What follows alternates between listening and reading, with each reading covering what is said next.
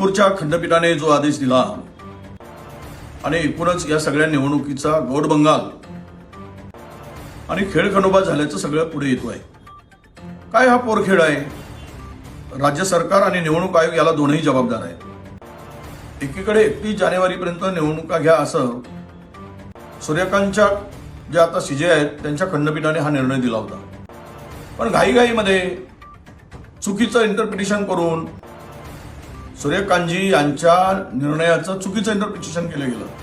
हे काय निवडणूक आयोगाला माहित नाही, पण सत्ताधाऱ्यांचा प्रचंड दबाव होता आणि आम्ही 27% आरक्षण ओबीसीला दिलं हे त्यांना लोकांच्या मनात हसून उतरवायचं होतं।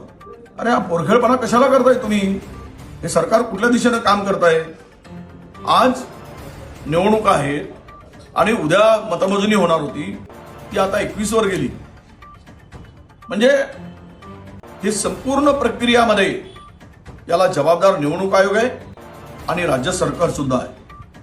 निवडणूक आयोग राज्य सरकारच्या हातचं बाऊल झालेलं आहे, हे आता लपून राहिलेलं नाही, त्यांच्या इशाऱ्यावर काम करते।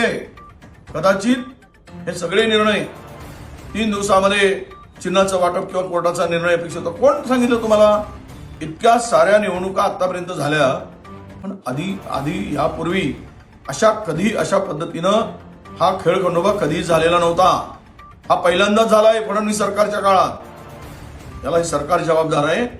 आणि राहिला विषय या सगळ्या प्रक्रियेमध्ये की उद्या जर मतावर परिणामच होतो असं जर कोणी म्हणत असतील तर मग या निवडणुकांचा निकाल लागेल। उद्या जर निकाल लागला असता त्याचा परिणाम जिल्हा परिषदावर पण झाला असता, महानगरपालिकेवर झालेला असता।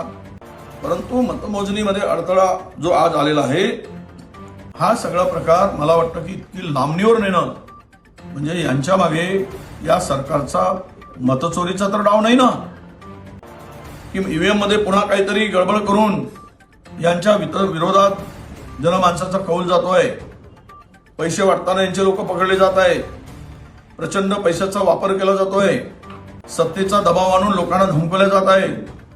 लोकांना धमकवण्याबरोबरच एकमेकाला बघून घेण्याची भाषा, कापण्याची भाषा होत आहे। आणि हे सगळं झाल्यानंतर बघता सरकारच्या पायाखालची वाळू सरकलेली आहे। निकाल अपेक्षित सरकारच्या बाजूने येत नाही, म्हणून हा चोरीचा डाव, मतचोरीचा डाव यामागे असू शकतो। आता हे जर करून निवडणूक निकाल फिरवायचं जर यांनी प्रयत्न केला तर मात्र लोकशाहीचा गळा घोटण्याचं पाप हे महायुतीचं सरकार करत आहे, हा स्पष्ट संदेश जाईल।